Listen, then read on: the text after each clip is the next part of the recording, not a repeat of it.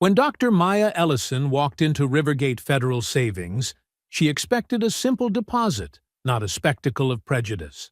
The moment she presented her large check, suspicion replaced courtesy. Within minutes, two officers stormed in, ready to make an example of her. To them, she was just another black woman, trying something slick, an easy arrest to forget. They never asked, never listened, only judged. They didn't know the truth. She wasn't a fraud.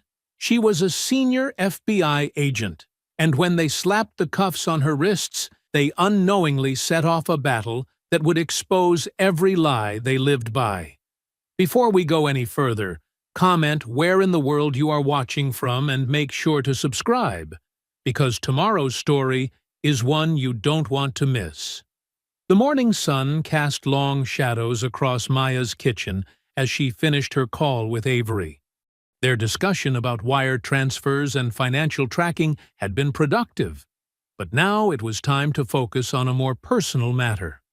The $287,400 check felt heavy in her hands, not from its physical weight, but from what it represented. Years of her father's community work would live on through this tech center.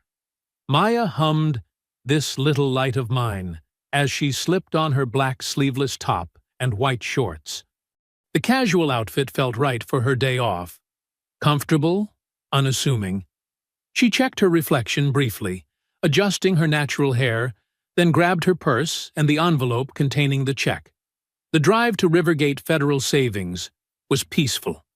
Maya watched people starting their day, shopkeepers raising metal gates, kids waiting for school buses, elderly couples taking their morning walks.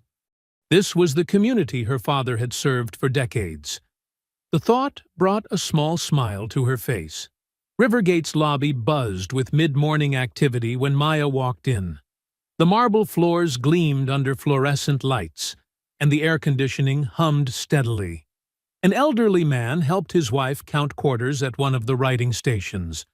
A young mother gently rocked her stroller back and forth, trying to soothe a fussy baby. The familiar sounds of receipt printers and gentle conversation filled the air. Maya took her place in line, patient and observant. When it was her turn, she approached Angela Ruiz's window with a warm smile. The young teller returned the greeting, though Maya noticed a flicker of uncertainty cross her face as she opened the envelope. "Good morning," Maya said, her voice carrying its usual calm authority. "I'd like to deposit this check, please." Angela's eyes widened slightly at the amount, but she maintained her professional demeanor. "Of course, ma'am. May I see your ID?" Maya produced her driver's license without hesitation. As Angela began processing the transaction, Priscilla Knott's sharp clicks of heels approached from behind the counter. The branch manager's perfectly pressed suit and rigid posture seemed at odds with the relaxed morning atmosphere. "Is there something I can help with?" Priscilla's tone was honey-coated steel, her eyes scanning Maya's casual attire with poorly concealed judgment. "I'm just depositing a check," Maya explained patiently. "It's a settlement from a federal whistleblower fund." Priscilla's perfectly plucked eyebrows arched. "A settlement? And you're certain about the authenticity of this item?" The way she said item made Maya's skin prickle, but she kept her voice steady. "Yes, I am. The documentation is all in order." "I see." Priscilla's lips thinned. "And your employment status?" "That's relevant how?" Maya asked, though she knew exactly why they were playing this game. She'd seen it before, just usually from the other side of an investigation. "We have certain protocols for unusual transactions," Priscilla replied, her tone growing increasingly patronizing. "For your protection, of course." Maya noticed Angela shifting uncomfortably at her terminal, eyes darting between her computer screen and her manager. The young teller's discomfort was palpable. "I understand protocols," Maya said, "but this is a valid check, and I'm a long-time customer of this bank." Priscilla's smile didn't reach her eyes. "If you'll excuse me, I need to consult with our security team." She turned sharply, heels clicking away toward her office. The minutes ticked by. Maya remained standing calmly at the counter, aware of the growing attention from other customers. The mother with the stroller had stopped rocking it, her eyes fixed on the scene. The elderly couple whispered to each other, shaking their heads. The lobby doors opened, and Officers Dwyer and Harlan strode in, their badges catching the morning light. They exchanged knowing looks with Priscilla, who gestured toward Maya with a subtle nod. The tension in the room shifted immediately. Other customers stepped back, creating an invisible barrier around Maya. She could feel their phones coming out, cameras ready. This wasn't just about her anymore. It was becoming a spectacle. Officer Harlan positioned himself slightly behind Maya, while Dwyer approached from the front, hand resting casually on his belt. Their practiced choreography spoke of countless similar situations. "Ma'am, step away from the counter." Harlan's voice carried the false authority of someone who enjoyed wielding power. Maya stood her ground, her voice clear and controlled. "I'm depositing my check. There's no problem here." "You're under investigation for attempted fraud," Harlan snapped, his patience already thin. Before Maya could respond, she felt the cold metal of handcuffs against her wrists. The click echoed through the marble lobby, seeming to bounce off every surface. Phones rose higher in the crowd, recording every moment. The morning sun that had felt so warm and promising in her kitchen now felt harsh through the bank's windows, highlighting every detail of her humiliation. The sound of whispers and camera shutters filled the air, replacing the earlier peaceful atmosphere of routine banking transactions. The cold marble pressed against Maya's cheek as Officer Harlan forced her down onto the counter. Her arms twisted behind her back at an awkward angle, shoulders straining against their natural range of motion. The metallic bite of handcuffs dug into her wrists as Harlan cranked them several notches too tight, sending sharp jolts of pain through her hands. "Stop resisting!" Harlan growled, though Maya hadn't moved a muscle. "I'm not resisting," she replied evenly, her voice steady despite the pressure on her spine. "If you'd just listen—" "Shut it," Dwyer cut her off, turning to face the growing crowd of onlookers with their phones raised. "Everyone needs to put their devices away right now. This is an active police investigation." A few people lowered their phones, but most kept recording. Through the corner of her eye, Maya could see Priscilla Knott standing behind her desk, arms crossed with an expression of manufactured concern. "We have very strict protocols about large transactions," Priscilla announced to no one in particular, her voice carrying across the lobby. "This is all standard procedure." Maya tried again, speaking clearly despite her uncomfortable position. "The check is legitimate. I can prove—" "Sure it is," Harlan sneered, pressing down harder. "Just like all the other stolen checks we see. You really thought you could walk in here and cash this? If you'd check my ID properly." "Oh, we checked your fake ID all right," Dwyer interrupted with a smirk. "Real cute try with that one." The pain in Maya's wrists intensified as the cuffs bit deeper. She focused on her breathing, maintaining her composure even as her hands began to tingle from restricted circulation. Years of training and experience helped her stay centered, though fury burned beneath her calm exterior. "Young lady, that's no way to treat anybody," a strong voice called out from the line. Maya recognized Mr. Hammond, a retired veteran who frequented the bank. He stood straight-backed despite his age, phone held steadily at eye level. "I've been banking here 40 years, and I've never seen such a disgrace." Dwyer's head snapped toward the older man. "Sir, put the phone away now, or you'll be interfering with police business." "The only interference I see is with this woman's civil rights," Mr. Hammond replied firmly, though he took a step back when Dwyer advanced toward him menacingly. "Final warning," Dwyer growled. The officers yanked Maya upright, gripping her arms painfully as they marched her toward the exit. Her legs were steady, her head held high despite the spectacle. Customers pressed against the walls to let them pass, their phones tracking every step. Some looked away in discomfort. Others stared openly, and a few shook their heads in disapproval at the officer's rough handling. As they passed through the glass doors into the morning sun, Harlan leaned close to Maya's ear. "Let's see that smug look now," he whispered, his breath hot against her skin. "Not so composed anymore, are we?" Maya said nothing, but her mind recorded every detail. Badge number 6722, time approximately 10:17 a.m. 2 witnesses with phones in the parking lot. Security camera above exit door.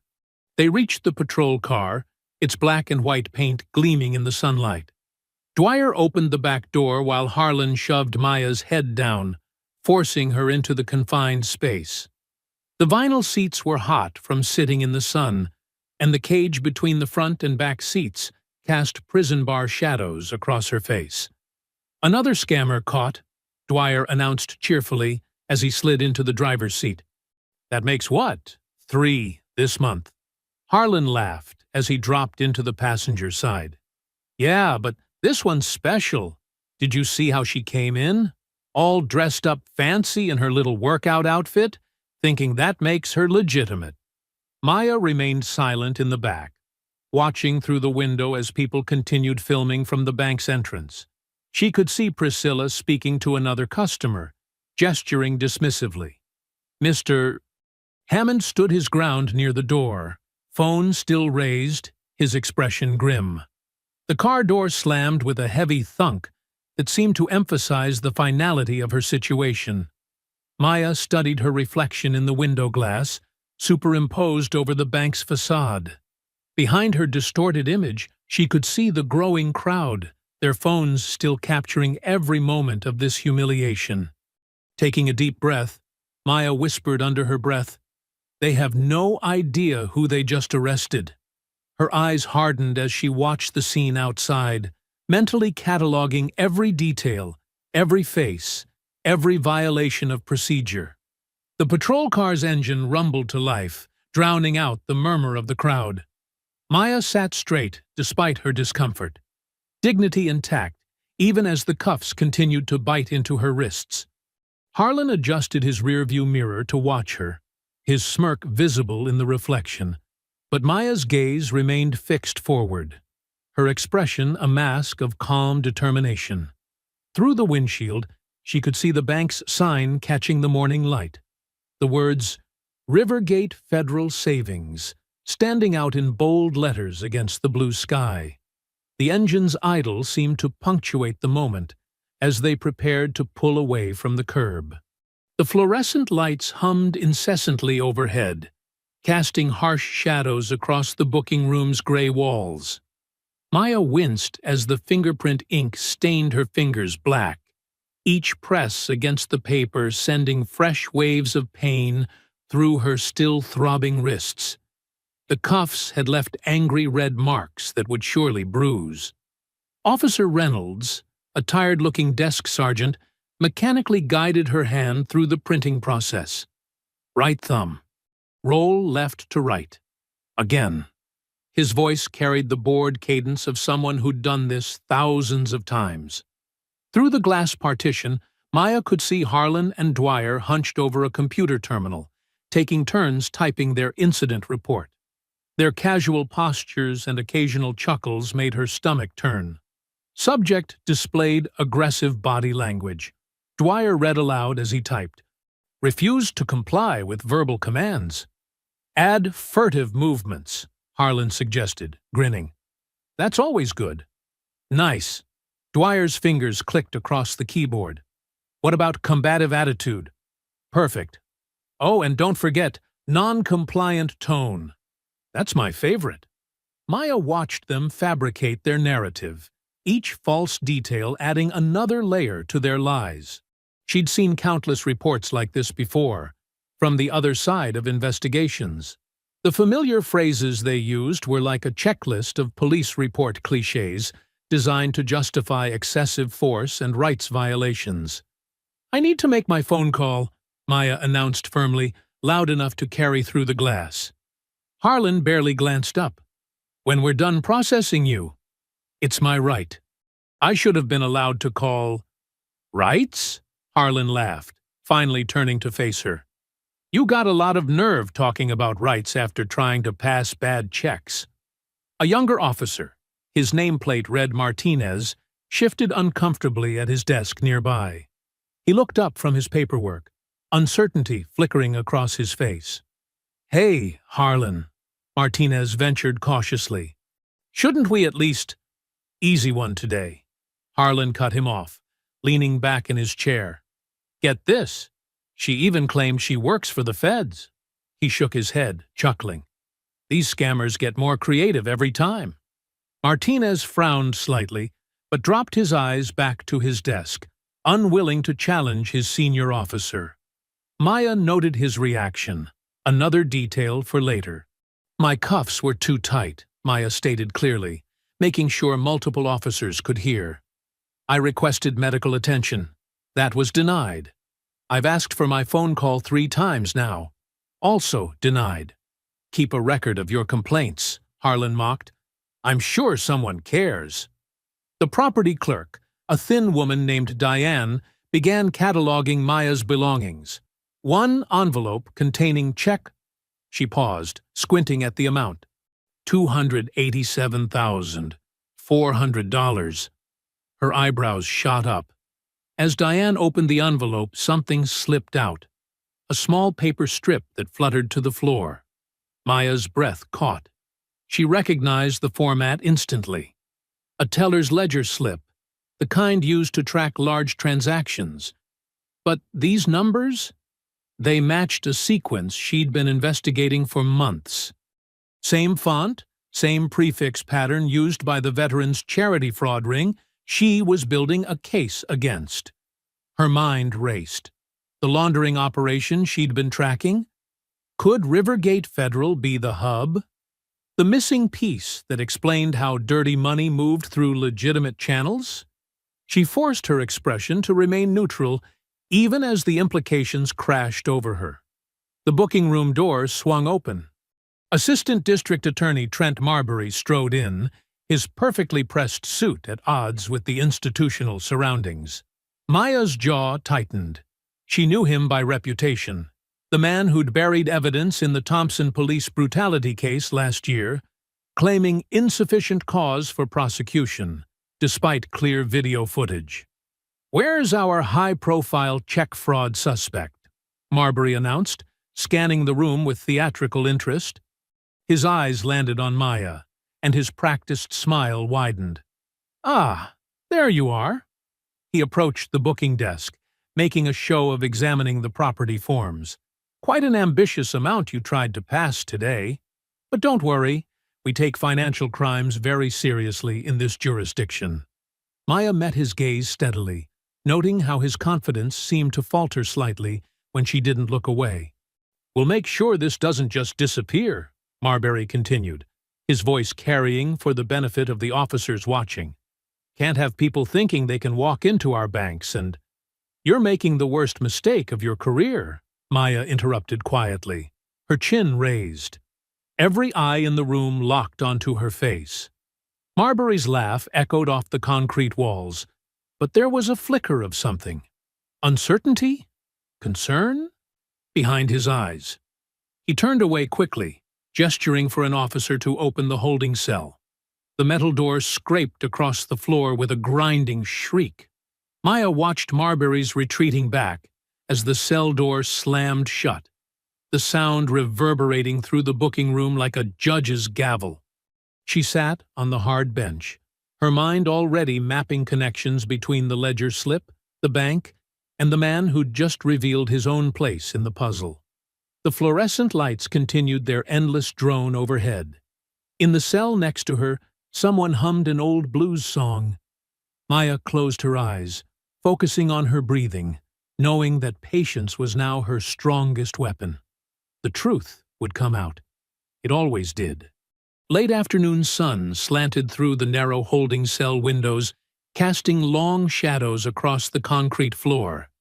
Maya had spent hours cataloging every detail of her surroundings: the crack in the far wall, the rusty drain in the corner, the endless parade of officers who just happened to walk past her cell. The precinct's usual afternoon lull shattered as voices echoed down the corridor. Maya recognized Marbury's practiced cadence before she saw him, the same tone he used in press conferences when declaring justice served after letting corrupt cops walk free. "We have procedures that must be followed," Marbury announced loudly, his voice carrying deliberately. "The integrity of our financial institutions." He rounded the corner with Chief Elena Robles close behind. The chief's normally composed face showed strain around the eyes. Behind them, Maya glimpsed the telltale red recording lights of news cameras in the hallway. "As I was explaining to the press," Marbury continued, positioning himself where the cameras could catch his profile, "no one is above the law in Rivergate.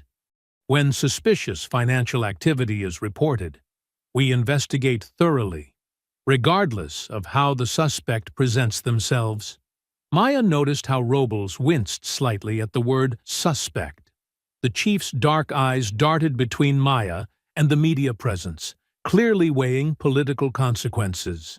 "I'd like a private word with the chief," Maya stated clearly, her voice carrying just enough to make the reporters lean forward.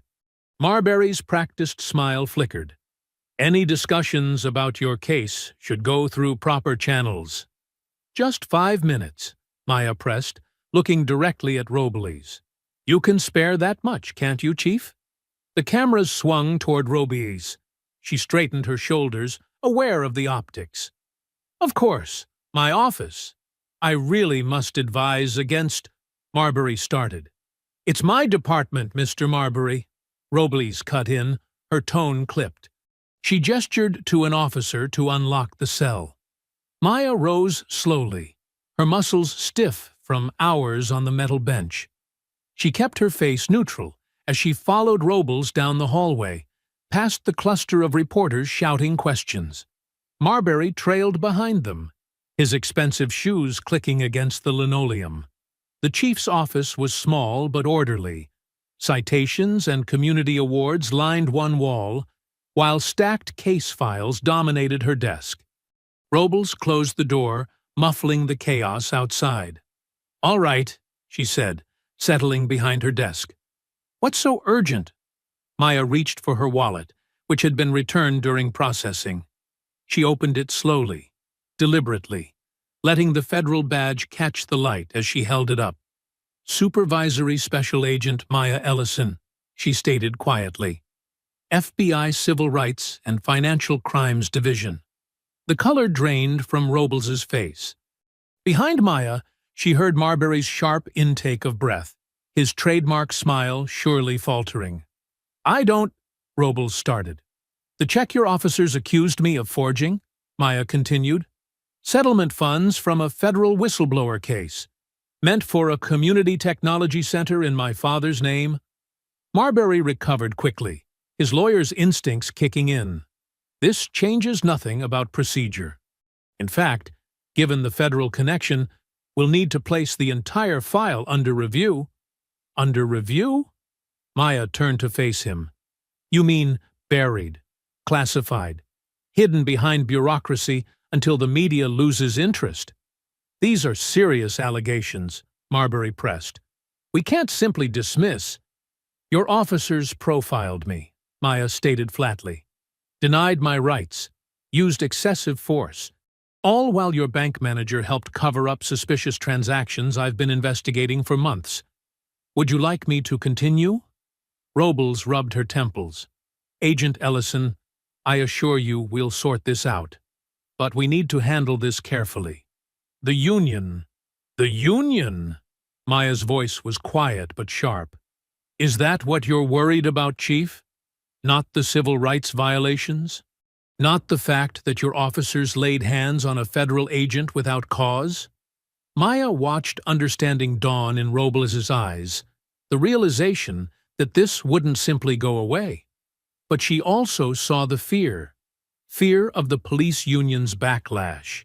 fear of racial tensions exploding, fear of her own career imploding if she didn't handle this carefully. "I'll expedite your release paperwork," Robles said finally.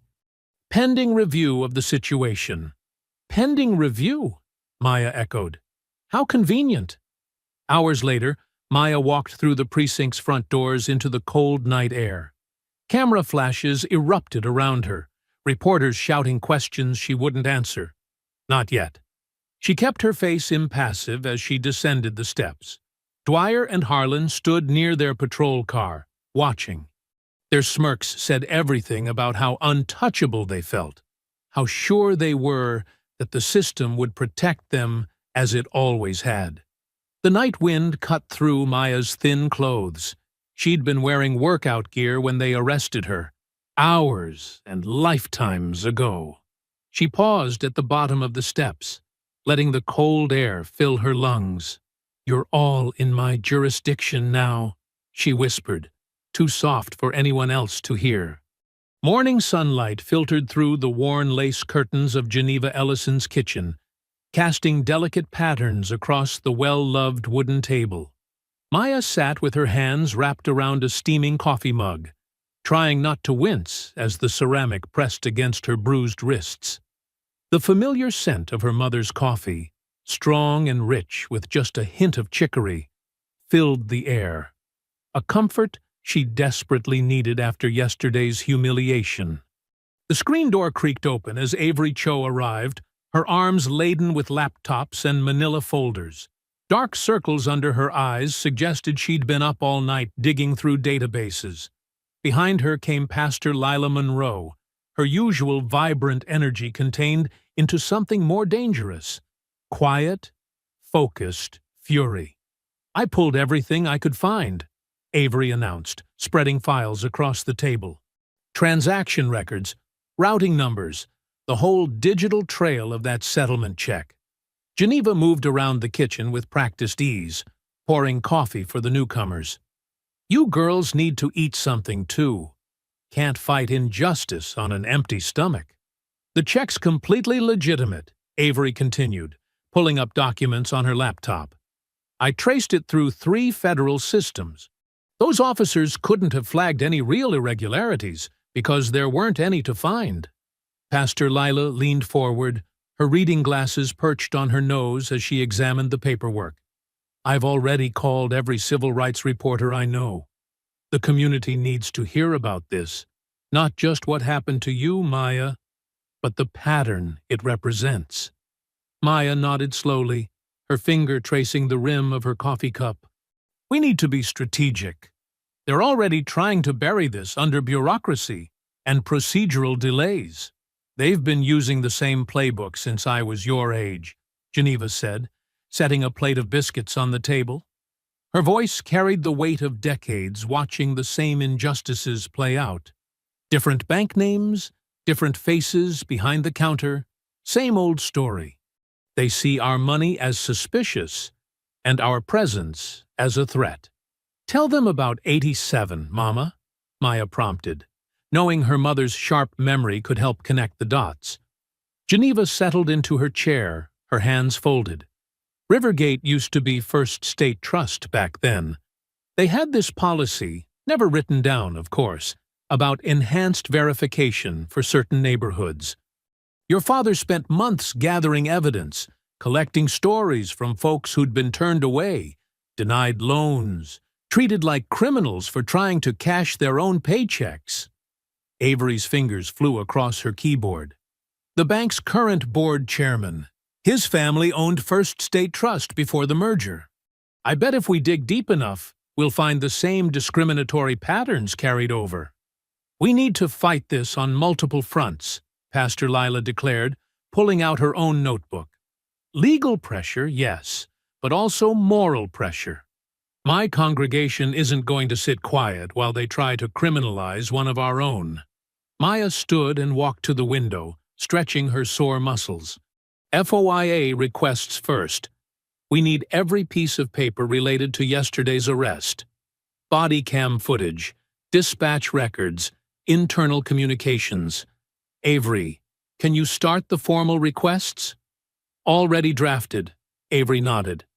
I'll submit them today. And I've got programs running to track unusual financial patterns through that branch. If they're using security protocols to hide something bigger, my youth group can organize peaceful protests, Pastor Lila added.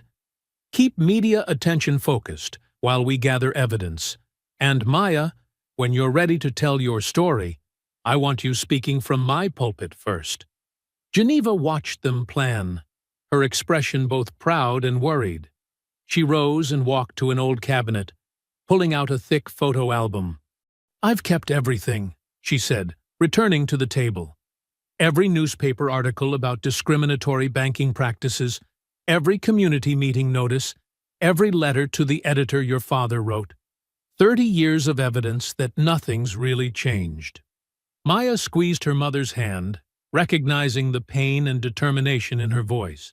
This time we're going to make it stick, Mama. We have tools Daddy didn't have. Digital records, video evidence, federal jurisdiction. Avery looked up from her laptop. I've mapped out our initial strategy. We hit them with information requests from multiple angles, federal, state, and local.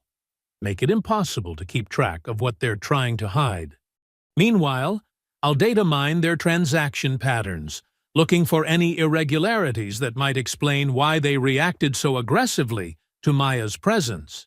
The group worked through the morning and into the afternoon, the kitchen table becoming a war room. Papers spread across its surface, laptops hummed, and phones buzzed with messages from allies being mobilized. The smell of coffee gave way to Geneva's vegetable soup, as she insisted they break for lunch. As dusk began to settle outside, Maya walked to the living room and carefully lifted her father's photograph from its place of honor. The image showed him in his postal worker's uniform, proud and dignified despite the challenges he'd faced. She carried it back to the kitchen, placing it gently on the table amid their battle plans. "We're going to finish what you started, Daddy," she said softly, touching the glass over his face. The bruises on her wrists ached, but her voice was steady.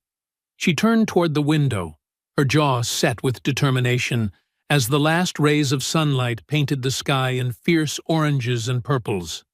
Maya's apartment was quiet, except for the gentle hum of her laptop fan as she reviewed case files. The morning sun cast long shadows across her desk when urgent knocking erupted at her door. She recognized Avery's distinctive rapid-fire pattern before she even reached for the handle. Avery burst in, her hair disheveled, and her messenger bag half open. Her laptop was already powered up in her hands. "Someone posted the footage," she announced breathlessly. "It's gone viral. Over 100,000 views in just 2 hours." Maya's heart quickened, but she kept her voice steady. "Show me." They settled on Maya's worn leather couch as Avery pulled up the video. The footage was crystal clear, captured from multiple angles by different bystanders in the bank lobby.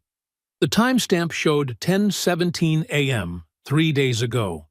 The first clip showed Maya standing calmly at the counter, her posture relaxed, hands visible.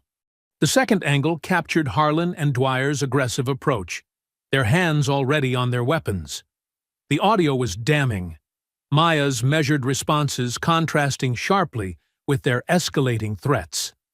"Look at the comments," Avery said, scrolling through an endless stream of outraged responses. "People are furious. It's being shared by civil rights groups, police accountability pages, even some politicians." Maya watched herself on screen, saw the moment the cuffs went on too tight, heard her own controlled breathing as they roughly handled her. The familiar anger rose in her chest, but she pushed it down. How many news outlets have picked it up? All the local stations, and it's starting to hit national. Avery pulled up multiple browser tabs. Channel 7 just ran a special report. The Atlanta Voice is running it as their lead story. Social media's exploding. Maya's phone buzzed. Chief Robles' office number. She let it go to voicemail. "They can't ignore this now," Avery said. her voice tight with vindication. "The whole city can see exactly what happened." The phone buzzed again. This time, Maya answered and put it on speaker. "Agent Ellison, this is Chief Robles." The police chief's voice was carefully neutral. "I'm calling to inform you that Officers Dwyer and Harlan have been placed on administrative leave pending a full internal review of the incident at Rivergate Federal." "I appreciate being notified," Maya replied evenly. "We take these matters very seriously," Robles continued, sounding like she was reading from a prepared statement. "The department is committed to a thorough and transparent investigation." After the call ended, Avery snorted. "Transparent? Now that there's video evidence they can't hide?" "They'll try to wait it out," Maya said, rising to make coffee. Her kitchen was small but efficient, the morning light warming the pale yellow walls. Public outrage has a short shelf life. Throughout the day, messages poured in. Pastor Lila called to say her phone was ringing non-stop with media requests. Community leaders wanted statements. Civil rights organizations offered support. By evening, Maya needed space to think. She met Pastor Lila at their usual spot, a small soul food restaurant tucked away on Auburn Avenue. The dinner crowd was thin, allowing them a quiet corner booth. "The video's exactly what we needed," Lila said, stirring her sweet tea. "But you're right to be cautious. I've seen too many cases where clear evidence gets buried under procedure and protocol." Maya nodded, pushing her collard greens around her plate. "Public outrage fades fast. We need concrete results while people are still paying attention." "The police union's already pushing back," Lila warned, saying the video doesn't show the full context. "Claiming you were confrontational before filming started." "Let them try that line," Maya said. "There's security footage from the bank's cameras that shows the entire interaction. Avery's already submitted a formal request for it." "How are you holding up?" Lila asked softly, noting the way Maya was still favoring her wrists. "I'm angry," Maya admitted. "But it's a focused anger. Every time I start to let it consume me, I remember what we're really fighting for. This isn't just about one incident. It's about changing the whole system that made it possible." They finished their meal discussing strategy, timing, and the delicate balance between public pressure and legal process. The restaurant had nearly emptied when they finally stood to leave. "Keep your guard up," Lila advised as they walked to their cars. "They're going to try to discredit you, wear you down, make you doubt yourself." "I know their playbook," Maya assured her. "I've spent my career studying it." The drive home started normally enough. Maya took her usual route, music playing softly on the radio. It was 3 blocks from her apartment when she noticed the dark SUV in her rearview mirror. Police issue, unmarked, but she recognized the subtle details: the reinforced bumper, the spotlight mount. The SUV stayed 3 car lengths back, matching her turns. She maintained her speed exactly at the limit, made her signals precisely 3 seconds before each turn. Her hands stayed at 10 and 2 on the wheel. When she stopped at a red light, the SUV pulled up closer. Through her mirror, she could make out 2 figures in the front seat. The light turned green, and she proceeded forward, her voice barely a whisper in the quiet car. "I see you." After another block, the SUV suddenly accelerated, swung into the left lane, and peeled away into the night. Maya watched it disappear around a corner, her expression unchanged. She wouldn't give them the satisfaction of appearing rattled. Early morning light filtered through the blinds of Avery's home office, casting thin stripes across stacks of papers and multiple computer monitors. The desk was barely visible under spreadsheets, bank statements, and sticky notes covered in Avery's precise handwriting. 2 empty coffee cups sat precariously close to her keyboard. Maya perched on the edge of a spare chair, watching as Avery's fingers flew across the keys. "These serial numbers from the ledger," Avery muttered. "They're not random. Look at this pattern." She pulled up a spreadsheet showing rows of numbers, each highlighted in different colors.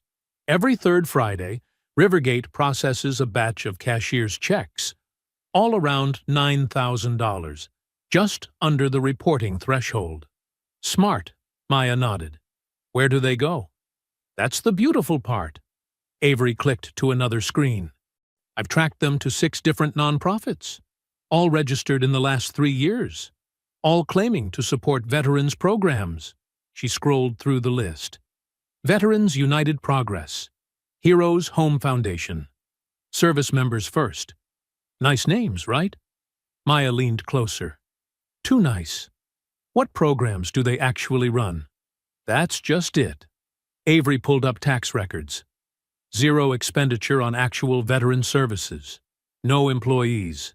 No physical addresses, just P.O. boxes. But they all received community development grants from Rivergate. She paused on one document. And look who signs as board treasurer for 3 of them. Priscilla Knott, Maya read, her voice tight, using different middle initials each time. But that's her signature. Avery nodded vigorously. It gets better. These shell companies? They're all registered to the same building. She pulled up a street view photo. A strip mall office suite owned by... She drummed her fingers on the desk for dramatic effect. Marwin Holdings, LLC. Let me guess. Marbury Enterprises subsidiary? Got it in one. Our friendly neighborhood ADA has his fingers deep in this pie. Maya stood, stretching her shoulders. We need warrants. Fast, before they start shredding papers. Already on it. Avery reached for her phone. Judge Martinez owes me a favor from that cyber fraud case last year. She's straight as an arrow, no connections to Marbury's circle. While Avery made the call, Maya began drafting affidavits on her laptop. The words flowed easily. Years of experience turning complex financial crimes into clear narratives that judges could follow. She detailed the pattern of suspicious transactions, the shell company structures, the connection to her false arrest.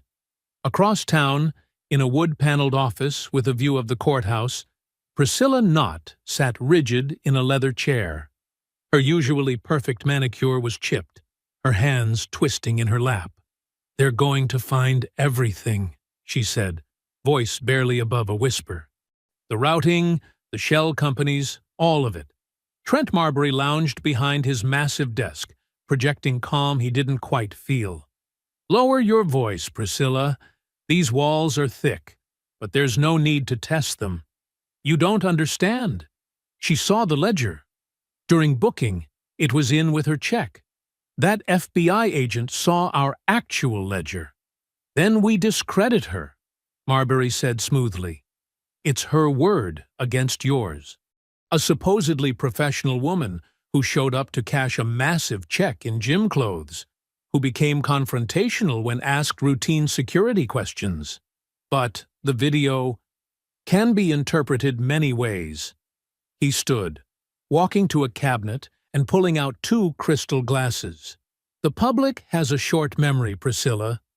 In a week, they'll be outraged about something else. Stick to the script. We'll make her the liar. Back in Avery's office, the morning had progressed into afternoon. Takeout containers from the Vietnamese place down the street sat empty beside fresh coffee cups. Maya was on her 3rd draft of the warrant applications when Avery suddenly sat up straight.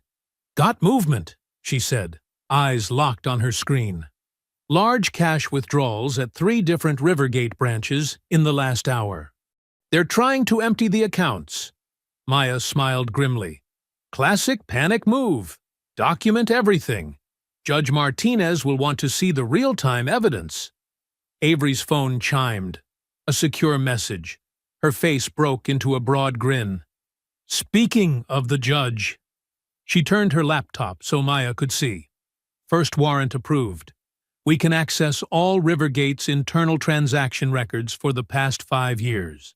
A second chime followed quickly. And that's the warrant for the shell company's financial records. One nail at a time, Maya said, raising her coffee cup. Avery grabbed hers, and they clinked the ceramic mugs together in a quiet toast. The afternoon sun cast long shadows through the blinds now, catching dust motes in its golden light. The warrant approvals continued to arrive steadily, each one a small victory, each one tightening the net. Maya and Avery worked in companionable focus, building their case methodically, document by document. On Avery's desk, between stacks of papers, her father's old brass paperweight caught the light. It was engraved with words that seemed particularly fitting today. Justice moves slow, but grinds fine. Evening settled over the First Baptist Church, painting its stained glass windows in deep purples and golds. Inside the church hall, metal folding chairs scraped against worn wooden floors as people filled the rows. The familiar scent of old hymnals and lemon polish hung in the air. Maya stood at the back, watching the crowd grow. Mrs. Geneva Ellison's senior choir warmed up in the corner, their harmonies soft and sweet. Amazing Grace, in a minor key that made the hair on Maya's neck stand up. Packed house, Avery whispered, sliding up beside her with a stack of handouts. Even Channel 4 showed up. Good, Maya nodded. The more witnesses, the better. Pastor Lila Monroe stepped to the podium, her presence commanding immediate attention. The murmur of voices faded to respectful silence. She adjusted the microphone, her deep voice filling the hall. "We gather tonight," she began, "because truth needs no permission to be spoken. Because justice delayed is justice denied. Because what happened to Dr. Maya Ellison could have happened to any of us, and has happened to too many." Maya watched faces in the crowd. Young mothers with children in their laps. Elderly couples who'd marched decades ago. Small business owners who'd faced their own battles with Rivergate's policies. Chief Robles sat rigid in the front row, flanked by two captains. "Dr. Ellison," Lila continued, "has agreed to explain exactly how discrimination hides behind paperwork and procedures, how prejudice wears a suit and tie and calls itself protocol."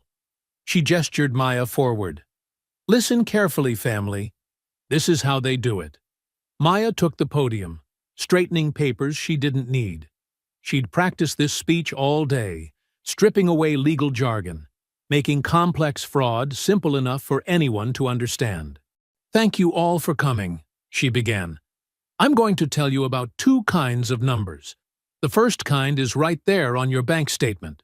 Deposits, withdrawals, honest business. The second kind—" She paused, meeting eyes across the room. "The second kind hides in shadow ledgers and shell companies, turning prejudice into profit." She explained how banks could use security protocols to delay some customers, but fast-track others. How enhanced verification became a tool of discrimination. How money moved through fake charities, each step technically legal, but morally bankrupt. "When they put me in handcuffs," she said, her voice steady, "they thought they were hiding their bigger crime. But here's what they didn't know. I've spent 20 years following money trails just like this one. I've seen how bias becomes business as usual." In the third row, Mr. Hammond, the veteran who'd spoken up during her arrest, nodded vigorously. Next to him, his wife dabbed her eyes with a tissue. "This isn't about one bad day at one bank branch," Maya continued. "This is about systems designed to look clean while staying dirty. About policies that protect prejudice instead of people." She walked the audience through simple examples. How Rivergate's community development money vanished into empty offices. How fake veterans' charities shuffled funds between accounts. How kickbacks got labeled as consulting fees. "But here's the good news," she said, and even the reporters leaned forward. "Sunlight is the best disinfectant. Once you know how the game works, you can't unknow it. Once you see the pattern, you can't unsee it." Chief Elena Robles stood then, making her way to the podium. Her uniform was crisp, her expression carefully neutral. Maya stepped aside, watching. "The Rivergate Police Department," Robles began, then paused to clear her throat. "We have failed our community's trust. Not just in Dr. Ellison's case, but in ways that run deep and long." She gripped the podium edges. "Therefore, I am announcing tonight that we have invited the Department of Justice Civil Rights Division to conduct a full pattern or practice investigation of our policies and procedures." The crowd erupted. Some cheered, others wept.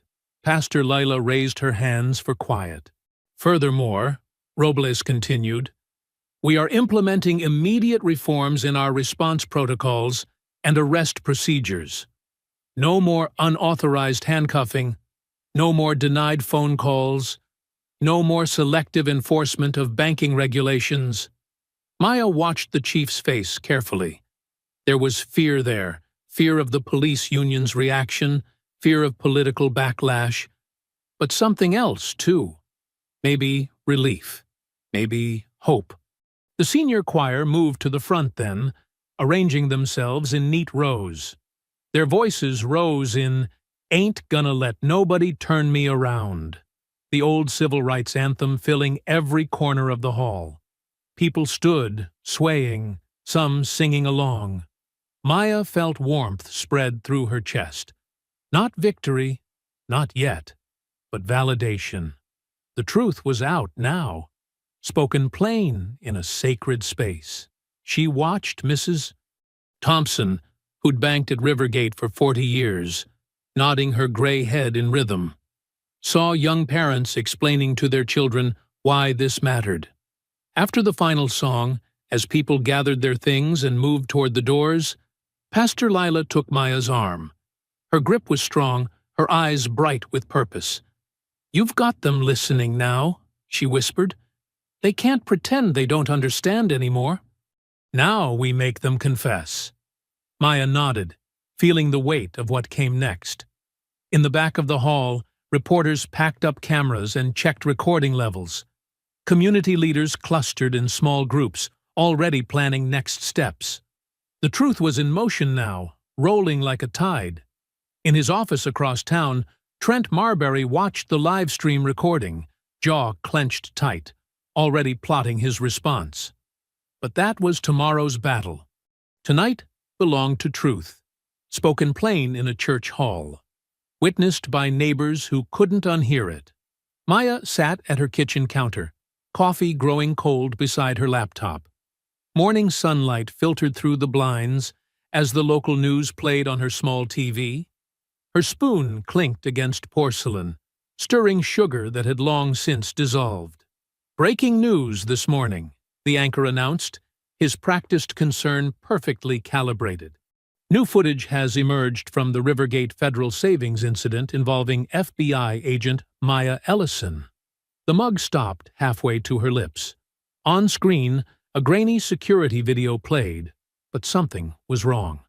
The angles were spliced, the timing distorted. It showed her reaching for her badge aggressively, her body language hostile. The actual moment, her calm explanation, had been cut entirely. "Sources close to the investigation suggest Agent Ellison may have attempted to intimidate bank staff," the anchor continued. "Assistant District Attorney Trent Marbury has announced he's reopening the fraud complaint with additional charges." Maya's phone buzzed. A text from Pastor Lila. "Turning on the news now. Lord have mercy." The footage replayed, worse each time. They'd edited out Priscilla's sneering remarks, Dwyer's aggressive stance. Instead, Maya appeared belligerent, uncooperative. The timestamps jumped subtly, unless you knew what to look for. "This is a serious development," a police union spokesman declared on screen. "No one, not even federal agents, should use their authority to circumvent banking security protocols." Maya dialed Avery, who answered on the first ring. "I'm already running video analysis," her partner said without preamble. "The edits are good, but they got sloppy with the metadata. Give me time." Time's the one thing they won't give us, Maya replied, watching Marbury step up to a podium outside the courthouse. After reviewing new evidence, he announced, straightening his red tie, "My office is amending the complaint to include attempted theft by deception and misuse of federal credentials." His practiced smile didn't reach his eyes. The public deserves to know that no one is above the law, especially those entrusted to enforce it. Maya's mother called next. "Baby, are you watching this foolishness?" "I'm watching, Mama. Pastor Lila says we're meeting tonight. The community won't stand for this." But Maya heard the worry beneath her mother's anger. This wasn't just about one incident anymore. They were trying to destroy her credibility, poison any investigation before it could begin. The day crawled by. Maya worked from home, reviewing case files, while text messages poured in from supporters. Around 6, Avery texted, "Heading home, made progress on tracking edit source." At 7:45, Maya's phone rang again. Avery's voice was breathless, shaken. "Someone followed me from the office," she said. "I noticed him 3 blocks back, tried to lose him on the metro. When I got off at my stop, he was there." Maya sat up straight. "Are you hurt?" "He grabbed my bag outside my building. I fought back, got some skin under my nails when I scratched him." "But Maya," Avery's voice cracked. "I checked my laptop. There are traces of remote access from 2 days ago.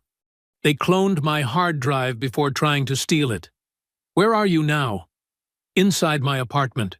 Doors locked, security system on." "Stay there," Maya ordered. "I'm calling in a protective detail."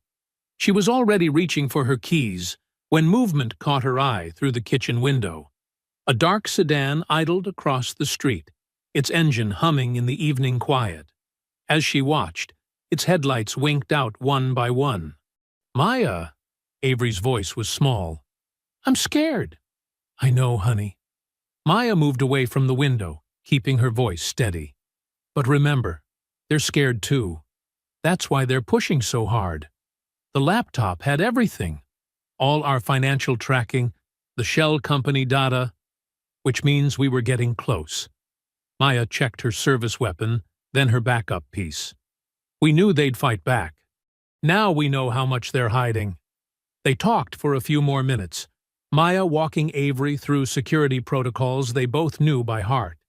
It helped to have procedure to hold on to when everything else felt uncertain. After they hung up, Maya stood in her darkened kitchen. The sedan remained outside, a shadow among shadows. Her phone lit up with another text from Pastor Layla. "Just saw the news. They think they can rewrite history. But God sees, and so do we." Maya touched her father's old badge, hanging framed on the wall. He'd faced nights like this, when truth seemed outgunned, when lies wore badges and business suits. She remembered him saying, "Baby girl, the thing about darkness is it can't stand inspection. Light finds every crack." The sedan's presence was a message. Back down. Look away. Let the system protect itself. But they'd forgotten who they were dealing with. Maya Ellison had spent her career following money through darkness, illuminating the hidden machinery of power and prejudice. Now they'd given her a new trail to follow, from edited footage to cloned laptops, from false charges to lurking sedans. Every move they made drew a clearer map of corruption. The war had escalated, yes, but that just meant they were afraid of what she'd find when she turned the lights on. Morning light glinted off the J. Edgar Hoover building's glass facade as Maya approached the employee entrance. She'd chosen her outfit carefully: charcoal pantsuit, crisp white blouse, polished shoes. Professional. Unimpeachable. Her heels clicked against marble as she strode to the security checkpoint. The guard, Tom, who'd greeted her with a smile for 15 years, wouldn't meet her eyes. "ID and badge, please, ma'am." Maya handed them over, noting how his hands trembled slightly. He swiped her credentials once, twice. The reader flashed red. "There seems to be an issue," he mumbled, radioing for backup. "Please step aside." Other agents flowed past, some stealing glances, others deliberately looking away. Maya stood perfectly still, chin high, as two security officers approached. "Agent Ellison, we need to escort you to the 7th floor." The elevator ride was silent. Maya catalogued details. The officers' names, timestamps, witness faces. Evidence. Always evidence. They emerged into the executive corridor where Deputy Director Phillips waited, his expression carefully neutral. "Agent Ellison." He gestured to his office. "Please." Inside, morning sun cast long shadows across his mahogany desk. Maya sat, back straight, hands folded. "This is temporary," Phillips began, shuffling papers he wasn't actually reading. "Given the current situation and ongoing investigation, we're reassigning you to administrative duties for optics." "Optics," Maya repeated, the word bitter as ash. "Your field credentials and building access are suspended pending review. You'll work from home until further notice." He finally met her gaze. "This isn't personal." "It's entirely personal, sir. They're trying to bury evidence of financial crimes by discrediting me." Phillips sighed. "Maya, you're one of our best. But this has become politically sensitive." On her way out, Maya passed the bullpen where she'd worked for 20 years. Agents ducked behind monitors.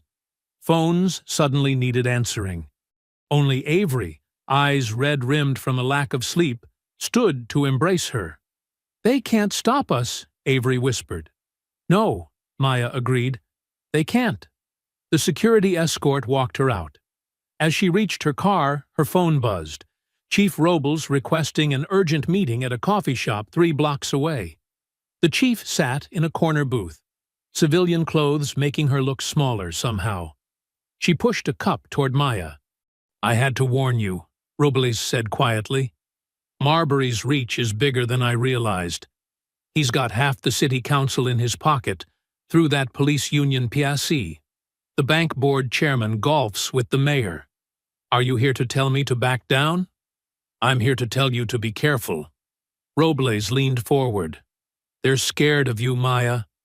Not just because you're FBI, because you can't be bought, and you don't get intimidated. That terrifies them." Maya sipped her coffee. "Fear makes people dangerous." "Yes, it does." Robles stood to leave, then paused. "For what it's worth, I'm sorry. About that day at the bank. I should have done more." "You still can."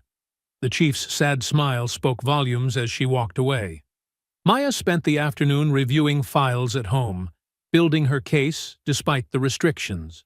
Around 6, her mother arrived with grocery bags and determination. "You need to eat," Geneva Ellison declared, shooing Maya from the kitchen. Soon, the house filled with familiar smells: cornbread, collard greens, her father's favorite chicken recipe. "Remember when Daddy faced that corruption investigation?" Geneva asked, stirring a pot. "They tried to take his badge, too." "I remember. He didn't back down, either." "No, baby. Fighting for right runs in your blood." They ate together, talking about safer things, church gossip, neighborhood news, memories of better days. Maya helped with dishes afterward, finding comfort in the routine. Through the window, darkness had settled over the street. A car engine purred to life outside. Headlights swept across the kitchen wall, then went dark. The doorbell rang. "Stay here, Mama," Maya said quietly, moving to the front door. Her service weapon waited in the entryway drawer, but she left it there. Let them make the first move. Through the peephole, Rick Harlan stood on her porch, police uniform crisp, hat in hands. His smile was razor-sharp as she opened the door. "Evening, Agent Ellison." He spoke softly, almost pleasantly. "Beautiful night for a visit." "What do you want, Officer Harlan?" "Just passing by. Thought I'd share some friendly advice." He turned his hat in his hands. See, people who stir up mud tend to get dirty themselves. Shame if anything happened to this nice house. Or that sweet mama of yours. Maya's hand tightened on the door frame, but her voice remained steady. Are you threatening me, officer? Threatening? His laugh was hollow. I'm protecting. That's my job. He settled his hat back on his head. You have a good night now. Give your mama my regards. He walked away, whistling tunelessly. Maya watched until he reached his car, noting make, model, plate number. Evidence. Always evidence. She closed the door, and only then did she notice her hand trembling on the knob. But when she caught her reflection in the entryway mirror, her eyes were hard as steel. Let them come, she whispered, straightening her shoulders. I've got the truth. In the kitchen, her mother waited with a knowing look and fresh coffee. They sat together in the growing dark, two generations of women who knew about standing firm when the night tried to break them. Morning sunlight filtered through dust motes as Geneva Ellison climbed the narrow attic stairs, Maya following close behind. The wooden steps creaked under their feet, each sound echoing through decades of stored memories. Your father never threw away a single paper, Geneva said, moving toward a stack of boxes labeled in neat marker. Community Records, 1980, 1990. He always said, evidence tells stories that people won't. Maya helped her mother lift a heavy cardboard box, its corners soft with age. They carried it down to the kitchen table where Avery had set up her laptop, multiple screens displaying financial data streams. Look at this, Geneva said, pulling out a yellowed newsletter. The Neighborhood Watch Bulletin, 1987. She handled the brittle paper carefully, pointing to a headline, Rivergate Bank Denies Local Business Loans. Maya leaned in, reading aloud. Fourth rejection this month for qualified black business owners. Bank cites zoning concerns, despite city approval. That was just the beginning, Geneva continued, extracting more papers. Your father, he kept everything. Meeting minutes, protest flyers, loan rejection letters. Avery looked up from her screens. Mrs. Ellison, did they use standardized forms back then? Oh, yes. Carbon paper copies, all identical. Geneva rifled through the stack, producing a thin blue sheet. Like this one. See the letterhead? Same family owned the bank, the Knotts. Priscilla's grandfather was chairman. Maya's eyes narrowed. Priscilla Knott, the same manager who called the cops on me. Legacy of hate, Geneva muttered, spreading more documents across the table. Here, look at these maps. They were color-coded neighborhood layouts, red lines drawn thick around certain areas. Dates stamped in corners, loan amounts noted in margins, all marked denied in stark red ink. But this is the real treasure, Geneva said, pulling out a leather-bound community meeting book. Every Sunday after church, the neighborhood association met to document what was happening. Names, dates, patterns. Maya scanned the careful handwriting, pausing at a familiar name. Marbury. Senior? Trent's father, Geneva confirmed. He was the bank's primary attorney back then. Handled all their special paperwork. Avery whistled low, fingers flying over her keyboard. The same law firm still represents Rivergate. And look, campaign contribution records show donations to both Marbury's father and son going back 30 years. Maya touched the old papers gently. They built an empire on exclusion, passed it down like inheritance. And they're still at it, Avery added, turning one of her screens. I've been analyzing that surveillance video they leaked. The metadata tells an interesting story. She pulled up 2 timestamps, one from the doctored footage, one from the bank's transaction logs. See this? The video claims you were there at 9:47 a.m., but the teller system shows your check being processed at 10:23 a.m. They edited the timeline to make it look suspicious. Can you prove who altered it? Maya asked. Better. Avery grinned. I can prove where it was uploaded from. The IP address traces back to a computer in the DA's office, specifically Marbury's department. Geneva shook her head, gathering more papers. Some things never change, just the methods. She extracted a faded photograph showing a younger version of herself standing with other protesters outside Rivergate's original location. But we didn't give up then, and we won't give up now. Maya studied the faces in the old photo. Proud, defiant, determined. We have something they don't expect, don't we, Mama? The long memory of our community. That's right. Geneva patted her hand. They think if they don't write it down in their official records, it didn't happen.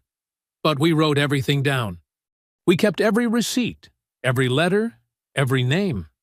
Avery's phone buzzed. Pastor Lila confirming tomorrow's rally location. Speaking of names, she said, I've cross-referenced these old loan rejection records with current bank board members. 5 families have maintained continuous control since the 80s, all connected through country club memberships, private school boards, and my false arrest, Maya finished. Same patterns, same players, same prejudice. They worked through the afternoon, building a timeline that spanned generations. Geneva's careful archives revealed a web of relationships, bankers, lawyers, politicians, all working to maintain their power through exclusion and intimidation. As evening approached, Maya spread the collected evidence across the table. Old documents beside new printouts, past and present aligned in damning parallel. The kitchen light cast long shadows over 30 years of systematic discrimination, now exposed to scrutiny. We end this where it started, at that bank, Maya said quietly, her finger tracing the route on an old street map. Her team nodded, understanding the weight of history behind tomorrow's confrontation. Geneva touched the protest photo again, then looked at her daughter with fierce pride. Your father would say it's time to balance the books. Saturday morning dawned clear and cool. Maya stood in front of her bathroom mirror, carefully attaching the tiny body camera to her blazer lapel. Her hands were steady, but her heart thumped with anticipation. Today would change everything. The drive to Rivergate took her past familiar streets, now lined with parked cars and people walking toward the bank. By 8:30, the parking lot had transformed into a sea of faces, gray-haired church ladies in their Sunday best, teenagers with hand-painted signs, community leaders in pressed suits. Mrs. Geneva Ellison sat in a folding chair near the makeshift stage, surrounded by other seniors from her generation. They'd brought their own documentation, folders of denied loan applications, old protest photos, faded but powerful proof of decades of discrimination. Looking sharp, boss, Avery called through Maya's earpiece. She'd set up her command center in the church's fellowship hall across the street, surrounded by monitors showing different angles of the crowd. I've got eyes on everything. DOJ team just arrived. 3 observers in plain clothes, scattered through the crowd. Maya scanned the growing assembly. Signs bobbed above heads. Dignity is not a crime. Bank justice now. Stop the corruption. Local news vans lined the street, cameras already rolling. The energy felt electric, controlled but ready to spark. Pastor Lila strode through the crowd in her trademark purple suit, greeting people by name, radiating calm authority. She paused beside Maya, checking her own microphone. Everything in place? Avery's got the camera grid running. Chief Robles confirmed. She's got 2 internal affairs sergeants in that black SUV by the pharmacy. Maya nodded toward the vehicle. DOJ's here. Now we wait. For them to show their hand. Pastor Lila agreed. She squeezed Maya's arm. Your daddy would be proud of this moment. The clock struck 9. Pastor Lila took the stage, Really just a flatbed trailer draped with banners, and the crowd hushed. Her voice rang clear through the morning air. "We gather today not in anger, but in righteous determination," she began. "We come seeking restitution, not just for Agent Ellison's dignity, but for 30 years of systematic exclusion. We have the receipts, as our young folks say. We have the proof." Maya watched the bank's tinted windows. No movement inside. They'd closed for maintenance today, but she knew they were watching. Waiting. Through her earpiece, Avery reported, "Movement at the police staging area 3 blocks south. 2 units just pulled out." Pastor Lila continued, her words measured and strong. "When they put handcuffs on Maya Ellison, they thought they were restraining one woman. Instead, they shackled themselves to their own corruption. Today, we demand more than apologies. We demand change." The crowd responded with steady applause. Maya noticed some of her FBI colleagues scattered throughout, not officially, but present, standing witness. "Chief's SUV is moving," Avery murmured in Maya's ear, "repositioning for better sight lines of the bank entrance." Pastor Lila gestured Maya forward. "And now, the woman they tried to silence will speak her truth." Maya approached the microphone, documents in hand. The morning sun felt warm on her face. Cameras clicked, phones raised to record. "Good morning," she began. "I'm not here to talk about my arrest. I'm here to talk about patterns of discrimination hidden behind policy, patterns of corruption masked as procedure." She held up the old redlining maps. "These patterns started before I was born. When they put those handcuffs on me, they were following a script written decades ago. But today, multiple units approaching from the south," Avery cut in urgently. 4 officers in riot gear. Maya continued smoothly. "Today we have evidence that connects past to present. The same families, the same methods, the same—" A ripple moved through the crowd. Maya felt it before she saw it, that instinctive tension when uniforms appear. Through the sea of faces, she caught glimpses of tactical gear, helmets with face shields. "I count Dwyer and Harlan," Avery reported, "plus 2 others from their unit. They're trying to circle around the east side of the crowd."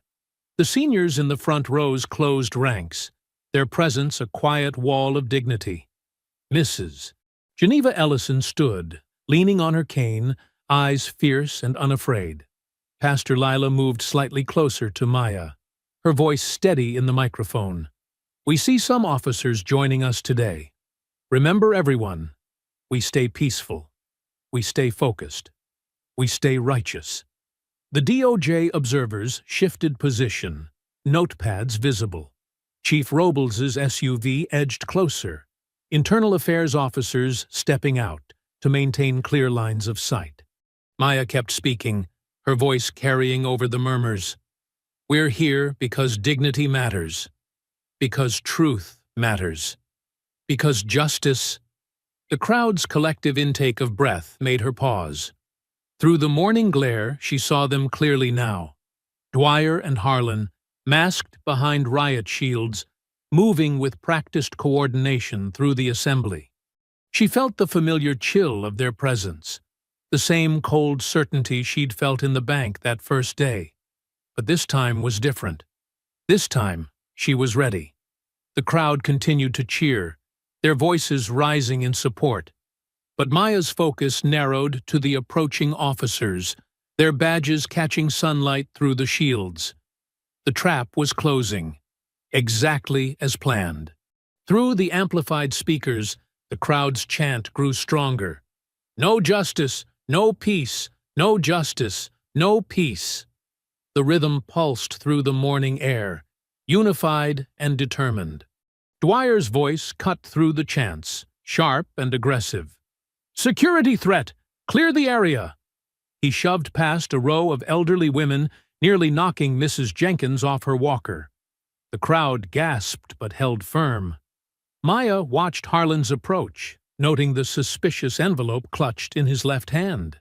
His right stayed near his belt, a classic intimidation stance.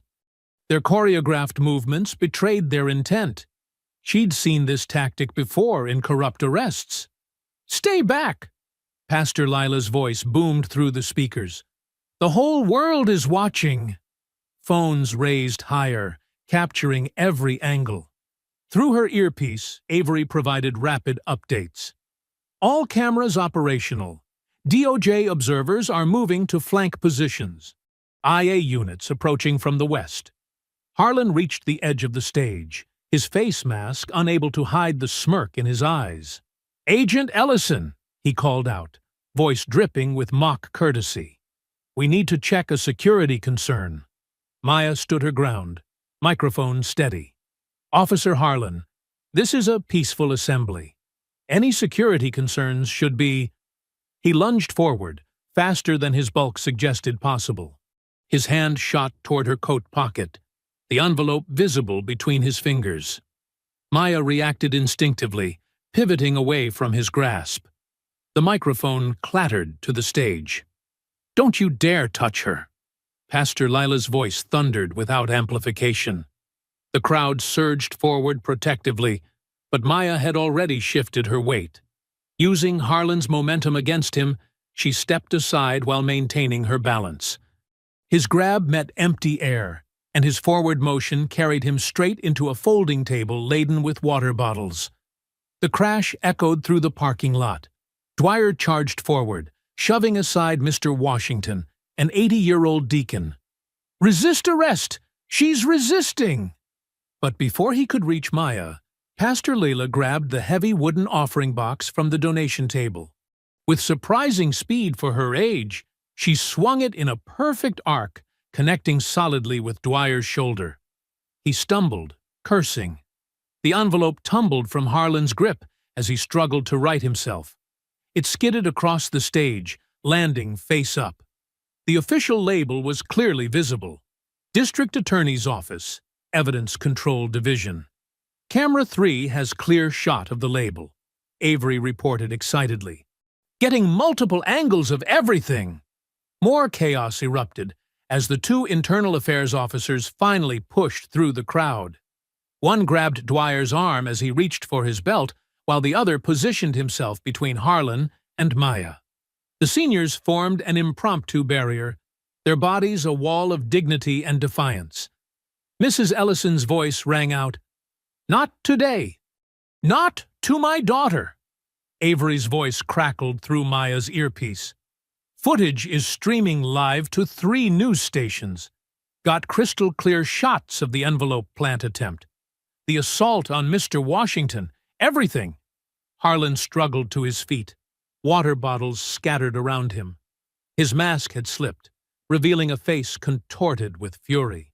He reached for his radio, but before he could key it, a new voice cut through the chaos. "Federal jurisdiction!" The words sliced through the commotion like a blade. A tall figure in a charcoal suit stepped forward from the crowd, federal badge held high. The DOJ observer's voice carried authority without needing to shout. "This scene is now under Department of Justice control." The effect was immediate. Harlan's hand dropped from his radio. Dwyer stopped struggling against the IA officer's grip. The crowd's angry murmurs transformed into gasps of surprise, then scattered applause that quickly grew into a thunderous ovation. Maya stood perfectly still, watching the DOJ observer approach. 2 more federal agents emerged from different positions in the crowd, their badges catching the morning sun. "Agent Ellison," the lead observer nodded respectfully. "We've been monitoring since the initial incident. Today's events will be included in our broader investigation."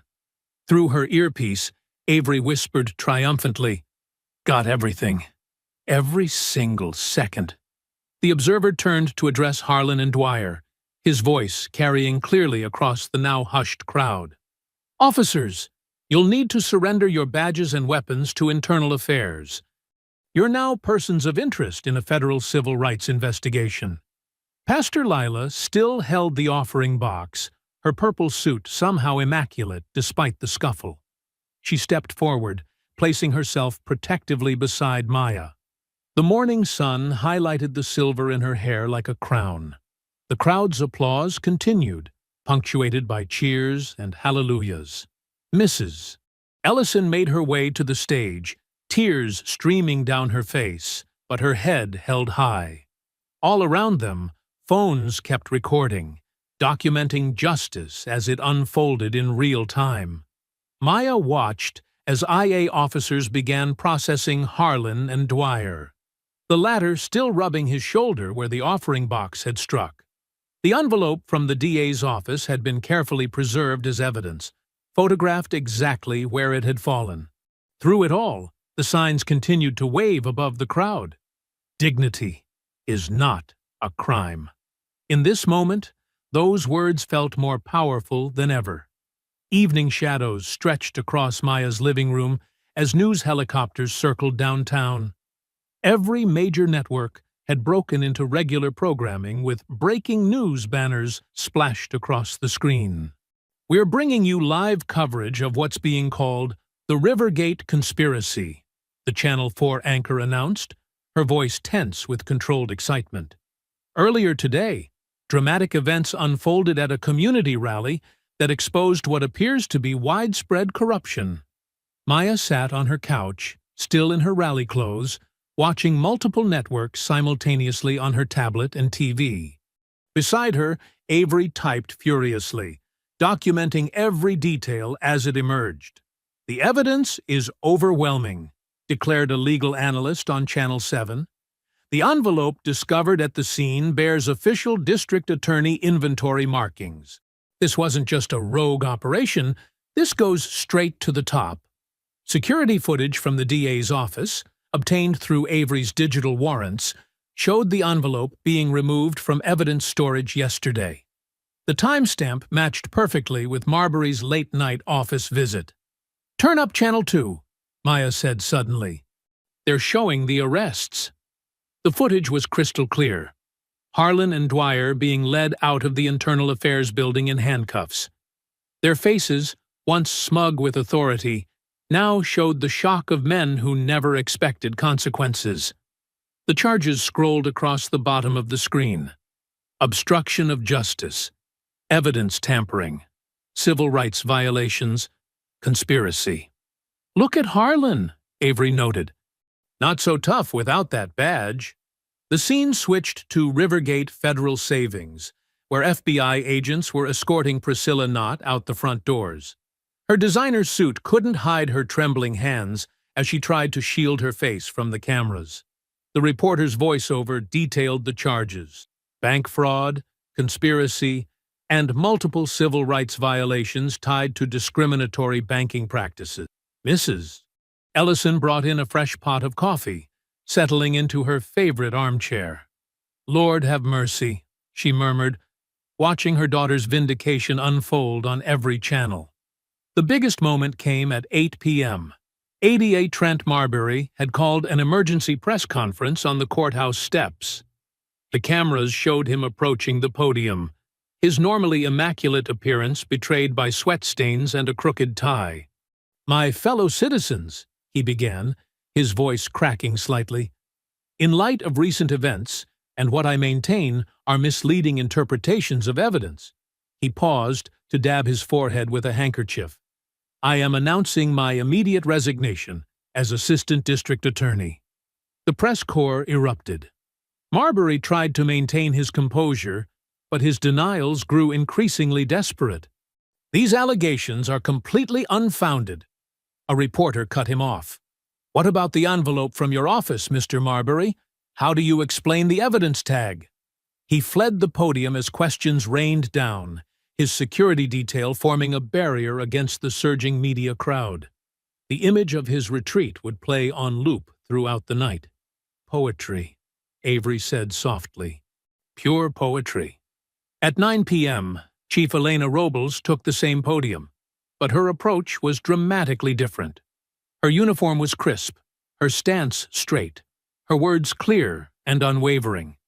The events of recent weeks have exposed systemic failures within our department, she began. Today, I am announcing comprehensive reforms under Department of Justice oversight. We will implement mandatory bias training, revise use of force protocols, and establish an independent civilian review board. She turned to face the camera directly. To Agent Maya Ellison, on behalf of the Rivergate Police Department, I offer our formal and unreserved apology. All charges have been dropped, and your record will be expunged immediately. Pastor Leela called minutes later. Child, God don't like ugly, but he sure loves justice. Her voice carried the weight of decades fighting this same battle. Your daddy would be so proud today. As the evening wore on, more details emerged. The FBI had seized records from Rivergate Federal Savings showing years of discriminatory practices. Harlan's phone records revealed coordination with Marbury's office dating back months. Dwyer had already begun cooperating with investigators, trading information for consideration. Around 11 p.m., most of the news crews had finally packed up. The helicopters had stopped circling. A gentle quiet settled over Maya's kitchen, broken only by the soft clink of coffee mugs as she and Avery sat at the familiar table where they'd planned their response weeks ago. They really thought humiliation would break you, Avery said, shaking her head in wonder.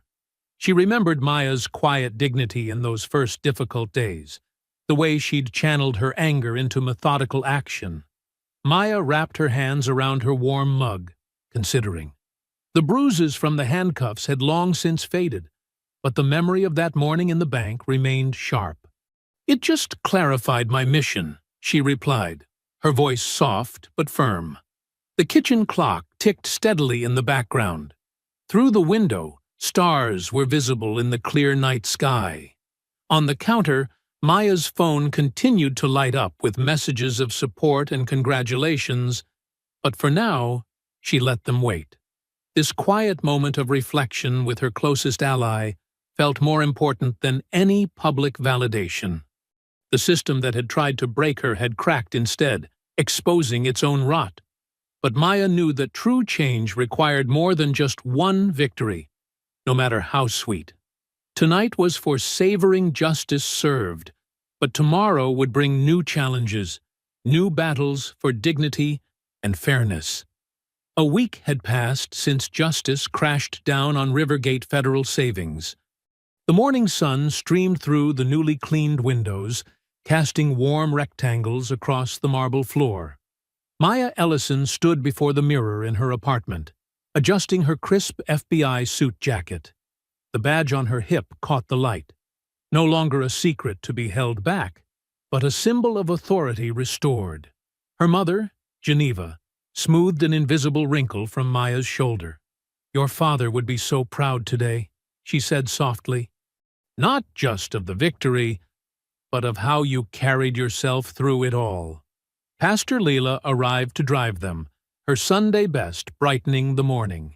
Ready to make another deposit? She asked with a knowing smile. This time without the dramatics? The drive to Rivergate was different now. Gone were the news vans and protest signs.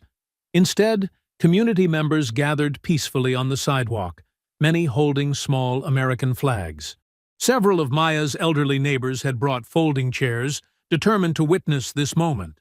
As they pulled up, Chief Elena Robles stood waiting at the entrance, her uniform pressed and badge gleaming. The weight of accountability had straightened her spine, given new purpose to her stance. She'd spent the past week implementing sweeping departmental changes, starting with a complete overhaul of arrest protocols and bias training. Maya held the familiar envelope containing the $287,400 check, the same one that had sparked this transformation. The paper felt different now, heavy with vindication rather than hope. Inside, the bank fell silent as Maya entered. Tellers stopped mid-transaction, their eyes following her movement across the floor. The security guard, a new hire, nodded respectfully. Gone were Dwyer and Harlan's smirking faces, replaced by properly trained professionals who understood the meaning of protect and serve. Angela Ruiz, the young teller who had witnessed Maya's humiliation that first day, stepped forward to assist. Her hands trembled slightly as she reached for the check, but her smile was genuine. "Welcome back, Agent Ellison," she said clearly. "How can I help you today?" Maya placed the check on the counter with deliberate grace. "I'd like to make a deposit," she replied, her voice carrying in the hushed space, "for the Ellison Center for Tech and Justice." Chief Robles stepped forward, her presence official yet humbled. "Agent Ellison," she began, her voice steady despite the emotion behind it. "On behalf of the Rivergate Police Department, I want to formally apologize for the injustice you experienced. Your dignity should never have been questioned, and your rights never violated." The words echoed across the marble, reaching every corner where prejudice had once lurked. Maya nodded, accepting the apology with the same quiet strength she'd shown throughout the ordeal. Angela processed the deposit with careful precision, each keystroke a reminder of how procedure could serve justice rather than obstruct it. The receipt printed with a soft whir, official confirmation that the funds would support technology education and legal advocacy for underserved communities. Through the windows, Maya could see the growing crowd outside. Mr. Hammond, the veteran who had spoken up during her arrest, sat in his folding chair, proudly wearing his service cap. The church choir had assembled on the steps, their robes catching the morning light. Geneva squeezed Maya's hand as the transaction completed. Her mother's eyes glistened with tears, but her smile radiated pride. This was more than a deposit. It was a declaration that dignity demanded respect. Pastor Lila stood tall beside them, her presence a bridge between past struggles and future progress. She had witnessed too many instances of injustice in this very lobby, but today marked a new chapter. Outside, scattered applause began as Maya emerged. Across the street, workers were finishing the installation of the new sign, the Ellison Center for Tech and Justice, its letters bold against the brick building that would soon house computer labs, legal clinics, and community meeting spaces. The choir began to sing softly, their harmonies carrying across the morning air. "Ain't gonna let nobody turn me around," the familiar words wrapped around the gathering like a blessing. Maya's eyes found the new plaque installed beside the bank's entrance.